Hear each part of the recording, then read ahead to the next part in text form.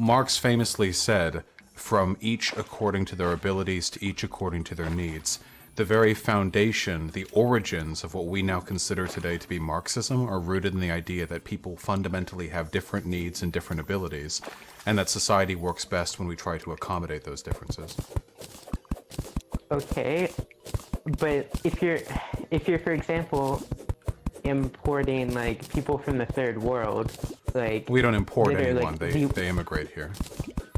Okay, whatever, but if you're like importing like okay, if people with like tuberculosis and like medieval diseases that are effectively useless to society are coming over here and draining our resources, like what becomes like the lowest in society? But they're not draining our resources. Every group of immigrants that come to America end up benefiting us economically.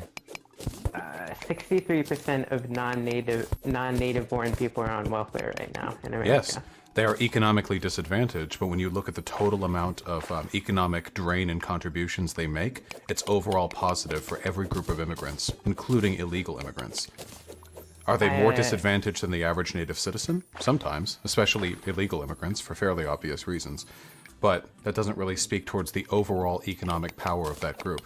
Even if they were taking from our society in certain respects, like on an overall sense, I don't think that's a good argument for keeping them from coming here, because pretty soon they integrate and then they become economically productive.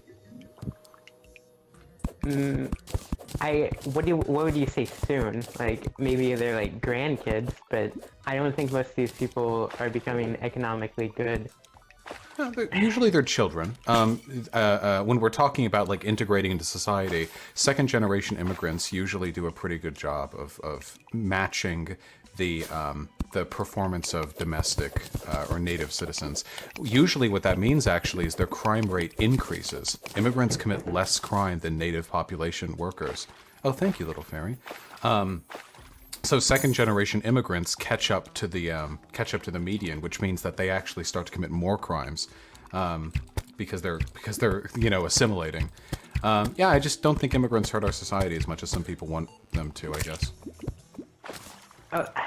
You said that they maybe overall generate more than they take away, but does any of that like come down to the average worker? Because it seems to me that most of that just goes to people who, instead of outsourcing the factories to other countries, they just help bring people over so they don't have to pay them a fair wage or what they're worth. In fact, I can show you evidence for this if you'd be interested, like after we're done talking. The wages of the average American are increased by immigration. The only group of people for whom wages are not increased are high school dropouts, a relatively small portion of the population. The majority of American workers benefit from immigration, just if we're talking about wages. Now we can talk about other things, like the fact that generally speaking, the influx in immigrants is going to lead to lower commodity prices here in America, because an increase in labor means a general increase in labor power. We can also talk about the fact that this will decrease the cost of commodities. It means they're going to pay more money into the social security system. If your real issue is with people draining from the system, you should be looking for a path to citizenship for illegal immigrants. That way we can get them social security numbers and we can make sure that every single one of them is paying the exact amount of taxes that we want them to. I don't really care about the system or anything like that. I really care about the average person. And I don't see... The average person lives in the system. Okay, well, I don't see how like bringing more people into the country will ever create more jobs for the people that were previously there. Right, that's because you're economically illiterate. But it's a consensus within... well, you are, yeah. But it is a consensus within like literally every economic doctrine that an increase... Labor is just another resource that countries need to survive. It's no different than bringing iron in, except you don't have to feed iron, of course. Yeah, no, it's a consensus. Like, bringing immigration is good for the economy. It's like, that's it.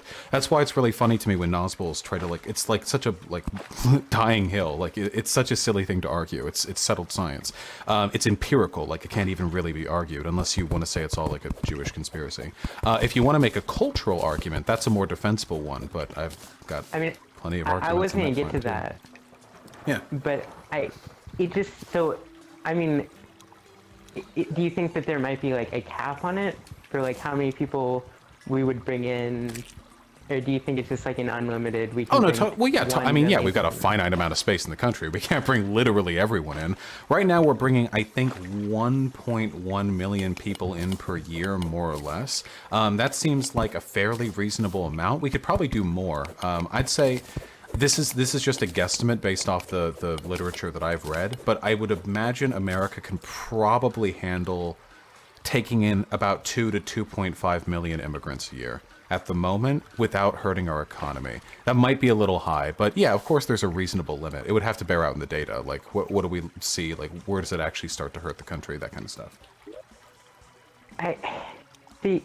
If you want to talk economically, maybe the capacity is different, but I think there is a physical capacity. I mean, I know we have farmland and whatever, but these people all tend to move to the city.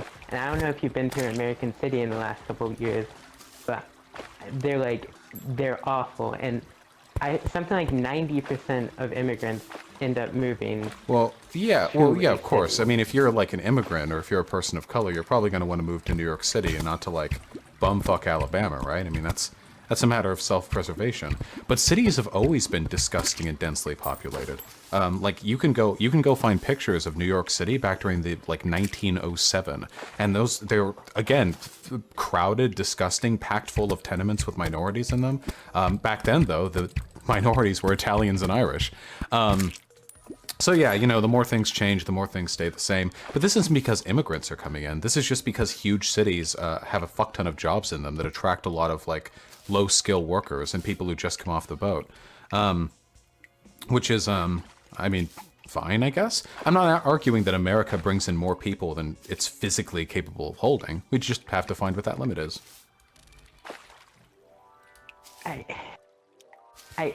Again, but I get. You want to be China, don't you? China's way more populated than us. Big, dense country. If we're going to want to compete with their power, and we will want to, unless in 200 years we want to be, you know, licking their boot, we're going to need a pretty robust population size ourselves. America is extremely, what's the opposite of dense? Sparsely populated? Like, most of America is just great big grazing land, you know? I say we cut back a little bit on the meat industry, spare up some of that room for apartments, tenements, and cities, and then, hey, go hog wild. 700 million people in America by 2150? Hell yeah. I look forward to it. Do you think that's what makes China work? I think it has more to do with cultural cohesion. It's and shared it's not. goals. That's just a fantasy you guys share around. It's because they have a huge population and because they're economically literate. That's it. It has nothing to do with cultural cohesion. In fact, you wouldn't know this because you guys don't like to talk about it, but they actually have an incredibly culturally disparate population. So much so that there are cults within China that are explicitly opposed to the CCP that have over 100 million people who subscribe to it. The farmlands of China are literally seething with political dissidents. There are dozens of cultural and ethnic groups within China, many of whom are actively fighting a war of oppression against the dominant Han Chinese group. It's really complicated and also really diverse in there. We don't see that diversity though, because we just look at them and we see like, oh, they're all like yellow people or whatever. But it is. Cultural cohesion isn't what makes them strong. It's just having a robust market economy and, you know, fuck ton of people. How come a country like India doesn't? I mean, I would say India has more diverse groups than China. I mean, as Muslims, like, there's like 10 different kinds of Indian, and they have like 1 billion people, and they're not at the top like China. Yeah, give them 20 years. They're getting there really, really quickly. And there are plenty of types of Chinese and Indian people. I don't know about 10 or nothing, but yeah, like give them a little bit of time. They're catching up really quickly. Also, India was like ravaged by British occupation. Keep in mind that Britain only like let go of India like less than a century ago. This is a huge, huge country. The famines that rocked them for centuries have left them infrastructurally devastated. China was damaged by the Opium Wars, but I think most historians would probably agree the overall level of, you know, economic and infrastructural damage to India was much greater than that of China. Just give it a little bit of time. India and China are eventually going to outpace us because they have a higher population, which is an essential part of just having a big dick economy, you know? Okay, but even, I mean, I feel like, sorry, I'm a little bit nervous, but It's okay. It's live stream. I why get is it. it? No Why worries. is it? Why is economy the most important thing? I don't I think it mean, is. Just oh, sorry, I didn't mean to interrupt. Continue. I I feel like the larger the population, even if like, okay, technically, we have something like some like crazy amount. We have like a GDP of like 17 million per person, and that's higher than any other European nation. But the people don't really see any of that. I think a lot of that has to do with the high population. It's you can't. Can I A take lot of, this for a second? We do yeah, feel sure. that per person. I know it doesn't feel like it to everyone, but in the United States of America, we have an unbelievably high standard of living on average. Now, I'm a socialist, so I've got plenty of criticisms for the system as it exists, but the idea that our GDP isn't like being seen in the livability of the average person is just not the case. Now, you can make the argument that the GDP disproportionately benefits the upper class, which I would obviously agree with, to which my answer would be, let's take care of the upper class, not let's deal with immigrants, because the immigrants are only helping us, like, in every imaginable way. This is one of the frustrations I have. Like, we talk initially about economic arguments, and then you say, but why is the economic argument the most important argument? Well, I don't believe that to be the case. I just think that the economy is one of the ways in which you can uplift the average population, or the average member of the population. I mean, if the economy is crap, like that hurts everyone, you know? We have plenty of evidence to suggest that's the case. So I want the economy to be strong. And in order to make it fairer, I want to take on the upper class and, you know, get them in line, I guess. But immigrants are our friends, comrade.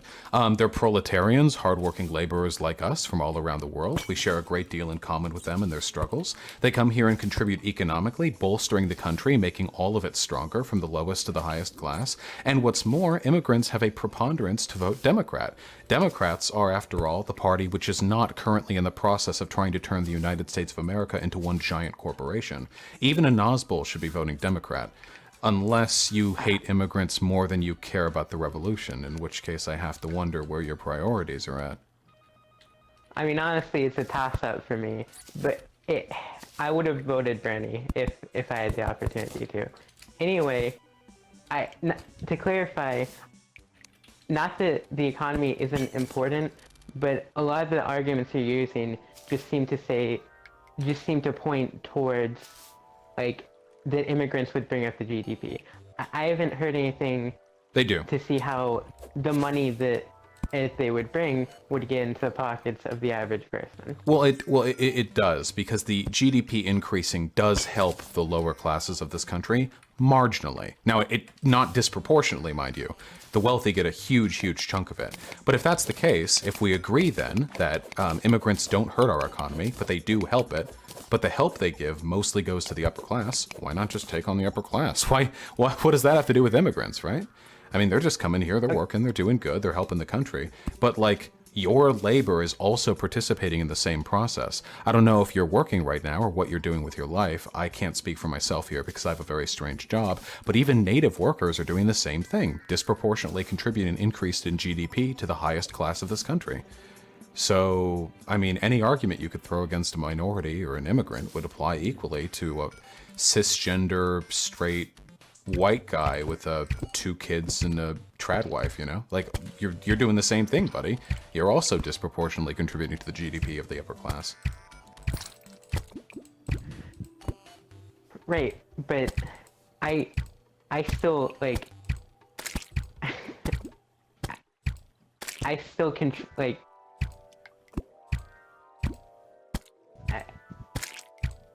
I guess technically, but I'm still, Yeah. like, it's a little different because, like, Is it? a little bit, because at least I'm probably getting a, okay, wait.